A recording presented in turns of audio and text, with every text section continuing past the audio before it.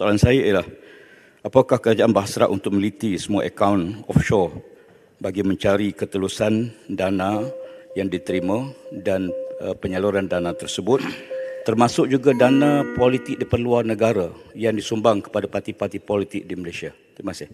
Terima kasih.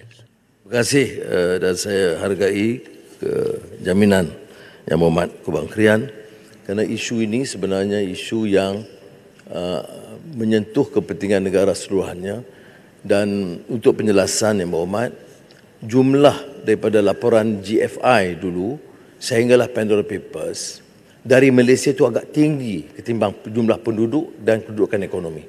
Ya. Ada yang disebut yang besar seperti negara China atau Arab Saudi dan beberapa negara lain, tapi Malaysia itu di tingkat atas. Maknanya wang yang dibawa keluar dari Malaysia itu dari sumber-sumber yang dianggap illicit, haram, kebanyakannya, saya tidak boleh mengatakan semua, ini terserah kepada Badan Penyiasatan, itu agak terlalu tinggi bagi negara ini. Jadi sebab itu semua nama yang disebut itu, walaupun 3,000, dia tengok keutamaan mengikut penyelarasan badan-badan penguatkuasaan yang saya sebutkan tadi, itu akan dibuat, dan dia tidak terkecuali sama ada dana itu dari luar negara, dari dalam negara. Semua yang di tax haven itu, yang lari pada cukai, yang melanggar peraturan dan undang, itu sedang disiasat dan beberapa tindakan sudah pun diambil. Sebelum pendakwaan dibuat, saya tidak boleh beri penjelasan selebih daripada itu. Tapi saya bagi jaminan kepada Yang Berhormat bahawa dari sudut badan-badan yang telah melapor kepada saya bahawa arahan daripada saya itu jelas. Jangan sambil lewa tindakan ini, dan biarlah ini sebagai pengajaran, dan negara tidak mampu lagi mengizinkan hal ini diteruskan. Terima kasih. Yang Berhormat Tambun, 25 tahun lepas, hujung tahun 98 dan 99, saya di antara anak-anak muda yang berada di mahkamah menunggu Yang Berhormat Tambun dibawa ke mahkamah setiap hari untuk dibicarakan. Sudah tentu harapan pada masa itu ialah untuk melihat agenda reformasi dan islah diangkat suatu hari nanti.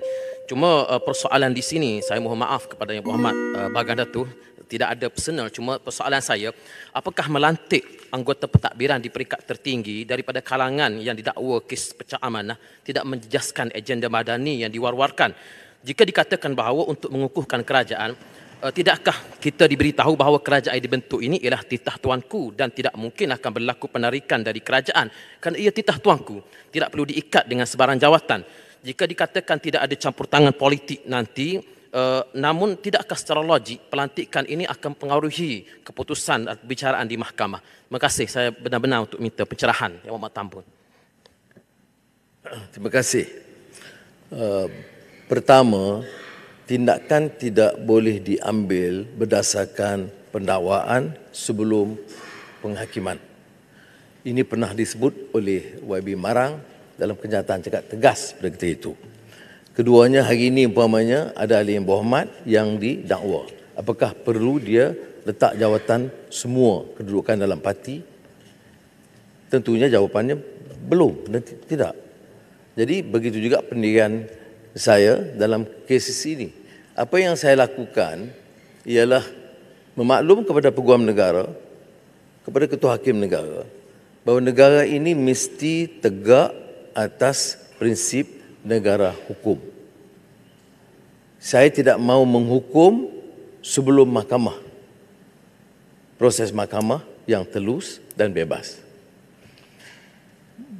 Tapi sekarang saya nak sebut di sini, sejak TPM Bagan Datuk menjadi Timbalan Perdana Menteri, semua kerja-kerja dan amalan itu patuh kepada prinsip dan dasar kerajaan. Ada satu kes yang dibawa kepada beliau di bawah syarikat-syarikat GLC yang di bawah beliau, yang mengusulkan beberapa tindakan segera tanpa tender. Beliau telah menulis patuh kepada arahan Perdana Menteri, Jemaah Menteri, semua mesti mengikut proses tender.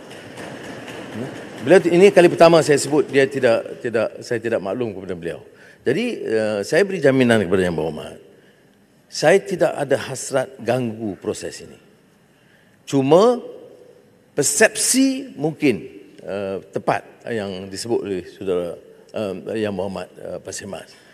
Saya hanya boleh bagi jaminan ia tidak menjejaskan prinsip dan dasar termasuk madani yang saya tetapkan. Kalau saya nampak keras dalam soal rasuah, penyelewengan, pemunggahan kekayaan yang berlaku, yang ada bukti, ini saya tidak mahu meminta maaf. Tidak ada hubungan personal walaupun saya tahu saya dikutuk oleh sebahagian kononnya mencari salah. Arahan saya kepada mereka termasuk pagi tadi mesyuarat dengan semua badan-badan ini. Saya kata ambil tindakan, saya tidak peduli dari parti termasuk dari parti keadilan sendiri. Saya tidak boleh menjamin parti saya ini 100% bersih seperti mana orang belah sana kadang bicara kami semua bersih. Terbukti tidak benar. Jadi marilah kita betulkan kerana bagi saya madani ini bukan saja slogan kosong. Saya nak ajak rakyat faham bahawa negara tidak boleh selamat tanpa nilai, tanpa tata susila, tanpa akhlak. Kita boleh maju dari segi ekonomi tapi rosak dari segi tata kelola, tata urus yang juga melibatkan rasuah dan penyalahgunaan kuasa yang sudah menjadi amalan. Saya sebut masalah sistemik, ada orang kata ini mengecam negara di luar Malaysia di luar negara. Ini kenyataan. Sama ada kita sebut di Jakarta atau Bangkok, saya akan sebut. Ya. Mengapa saya nak beritahu di Jakarta atau Malaysia ini negara yang 100% bersih? Ya, nampak sangat saya penipu. Saya beritahu apa yang sebenarnya. Kita sedang bergelut melakukan islah kerana ada masalah. Terima kasih.